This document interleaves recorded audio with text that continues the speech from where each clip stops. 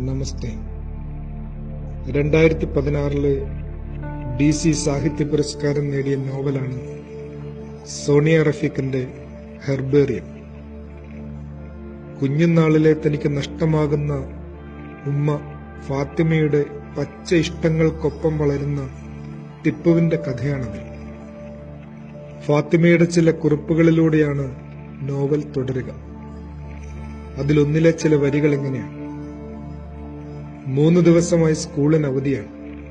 മഴയല്ലേ, എവിടെയും വെള്ളം, സർവത്ര വെള്ളം, മണ്ണിന് താങ്ങാനാവാത്തത്രയും വെള്ളം, മണ്ണിനിറക്കാനാവാത്തത്രയും വെള്ളം, നദികളിലും സമുദ്രങ്ങളിലും ഒതുങ്ങാത്ത വെള്ളം, തോരാത്ത വെള്ളം. മഴയ്ക്കെന്തൊരോർമ്മയാണ്! കഴിഞ്ഞ പെയ്ത്തിൽ പുഴയിലേക്കും നദിയിലേക്കും ഒഴുകിയ വഴികൾ മഴ എത്ര കൃത്യമായി ഓർക്കുന്നു. ഇങ്ങനെ തുടരുകയാണ് ഫാത്തിമയുടെ കുറിപ്പുകൾ. നാം ജീവിക്കുന്ന ഭൂമി എന്ന വലിയ തോട്ടത്തെ ഓർമ്മിപ്പിക്കുന്ന ഒരു പുസ്തകമാണ്. ശരിക്കും ദൈവത്തോടൊപ്പം മനുഷ്യർ നടന്ന ഒരു തോട്ടത്തെക്കുറിച്ച് പറഞ്ഞാണ് തിരുവെഴുത്ത് തുടങ്ങുന്നത്. ദൈവഹിതാനുസരണത്തിന്റെ വാടാമലരുകൾ തിങ്ങുന്ന വന്യ സൗന്ദര്യം തുളുമ്പുന്ന പർദീസ എന്ന തോട്ടത്തിൽ നിന്നാണ് മനുഷ്യൻ പുറത്താക്കപ്പെട്ടത്. അവനെ തിരികെ പിടിക്കാൻ ദൈവമിറങ്ങി വസിച്ചവളെ ജ്ഞാനിയായ ശലോമോൻ വിളിക്കുന്നത് കെട്ടിയടച്ചിരിക്കുന്ന തോട്ടം എന്നാണ്. ഉത്തമഗീതം പാടുന്നു: എന്റെ സഹോദരി, എന്റെ കാന്ത, കെട്ടിയടച്ചിരിക്കുന്ന ഒരു തോട്ടം, അടച്ചിരിക്കുന്ന ഒരു നീരുറവ, മുദ്രയിട്ടിരിക്കുന്ന ഒരു കിണർ. അമ്മ മറിയത്തെക്കുറിച്ചുള്ള സൂചകങ്ങളിലൊന്നായി സഭാപിതാക്കന്മാർ ഇതിനെ വിശേഷിപ്പിക്കുന്നുമുണ്ട്. ദൈവഹിതാനുസരണത്തിലൂടെ 2ാം സ്വർഗമെന്ന് അവൾ വാഴ്ത്തപ്പെടുന്നു.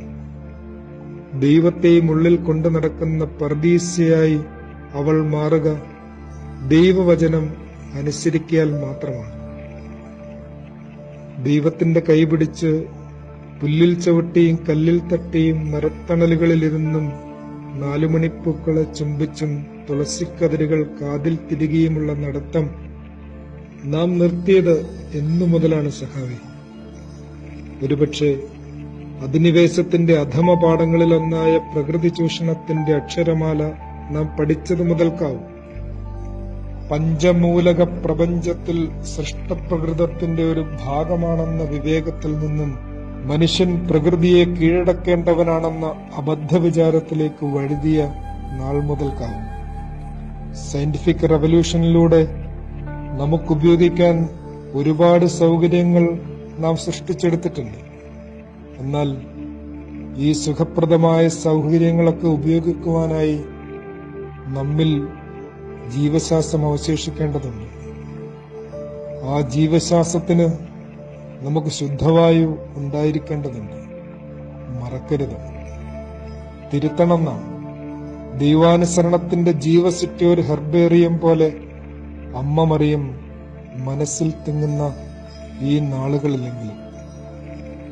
ആദ്യ പരാമർശിച്ച ഹെർബേറിയം എന്ന നോവലിന്റെ അവസാന ഭാഗത്ത് തന്റെ ഹെർബേറിയം ഫയലുമായി ടിപ്പു നടത്തുന്ന ഒരു സ്കൂൾ പ്രസംഗമുണ്ട്.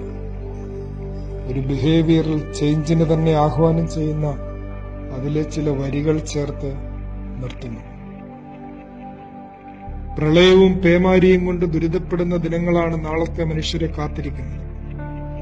ബഹിരാകാശത്ത് വാസയോഗ്യമായ ഒരിടം കണ്ടെത്തുവാൻ നമ്മുടെ ശാസ്ത്രജ്ഞന്മാർ കിണഞ്ഞു പരിശ്രമിച്ചുകൊണ്ടിരിക്കുകയാണ്. ഭൂമിയെ ഊറ്റിത്തരിശാക്കിയിട്ട് മറ്റൊരിടത്തേക്ക് ഓടി രക്ഷപ്പെടുവാനുള്ള ഈ വ്യഗ്രത നന്നാണെന്ന് തോന്നുന്നുണ്ടോ കൂട്ടുകാരെ? അതിനു പകരം നമ്മെ ഇത്രനാൾ സംരക്ഷിച്ചു വളർത്തിയ ഭൂമിയുടെ സ്രോതസ്സുകളെ സംരക്ഷിക്കുവാൻ മുൻകൈയെടുക്കുകയല്ല വേണ്ടത്. അസുഖം ബാധിച്ച വൃദ്ധ മാതാപിതാക്കളെ ഉപേക്ഷിച്ചു പോവുകയാണോ നല്ലൊരു മകന്റെയോ മകളുടെയോ ചുമതല? ഒരിക്കലുമല്ല.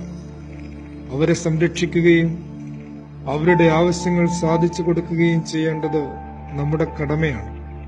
അതുപോലെ നമ്മുടെ പ്രകൃതിയും രോഗിണിയായി മാറുകയാണ്. അതിനാൽ നാം കൂട്ടമായി മുന്നേറുക, പ്രകൃതിയെ സംരക്ഷിക്കുക, പരിപാലിക്കുക. ആദരവോടെ സഖ്യ